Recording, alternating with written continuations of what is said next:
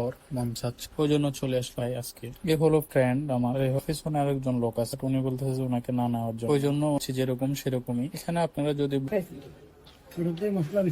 আসসালামু আলাইকুম এভরিওয়ান, আশা করি সবাই ভালো আছেন। আমি মার্কেট থেকে বের হওয়ার পর মন চাচ্ছিল কাচ্চি খাওয়ার জন্য, ওই জন্য চলে আসলাম কাচ্চি ডাইনে কাচ্চি খাওয়ার জন্য। আমার সাথে ছিল আমার কাজিন, আমার একটা বড় ভাই আর একটা ফ্রেন্ড। ওরাও বলতেছে যে চলো যাই তাহলে কাচ্চি খাই আজকে। এ হলো ফ্রেন্ড আমার, এ হলো আমার কাজিন। ক্যামেরার পিছনে আরেকজন লোক আছে, বাট উনি বলতেছে যে ওনাকে না নেওয়ার জন্য, ওই জন্য ওনাকে ক্যামেরায় না নেওয়া। উনি আবার কাচ্চি খায় না, তাই ওনার জন্য তেহেরিটা অর্ডার করা হয়েছে। তেহেরিটার কোয়ান্টিটি ভালো, এটা নিমিশে দুইজনে খেতে পারবে। জানি না কোয়ালিটি কিরকম, খেয়ে বলতে হবে। অ্যাজ ইউজুয়ালি কাচ্চি যেরকম সেরকমই। এখানে আপনারা যদি বলেন কাচ্চি ডাইন, কাচ্চি বাই, কাচ্চি সম্রাট, সবগুলোর কাচ্চি থেকে আমার কাচ্চি ডাইনের কাচ্চিটাই ভালো লাগে। তবে সুলতান ডাইনেরটা আলাদা। সুলতান ডাইনের কাচ্চির পরে আমার কাছে কাচ্চি ডাইনের কাচ্চিটাই ভালো লাগে। তো যাই হোক, এখন আমি তেহেরিটা খেয়ে দেখবো কিরকম তেহেরিটার স্বাদ। ঠিক আছে, এটা হালকা একটু ভারী, কাছে কাছে একটু ভারী মশলা বেশি।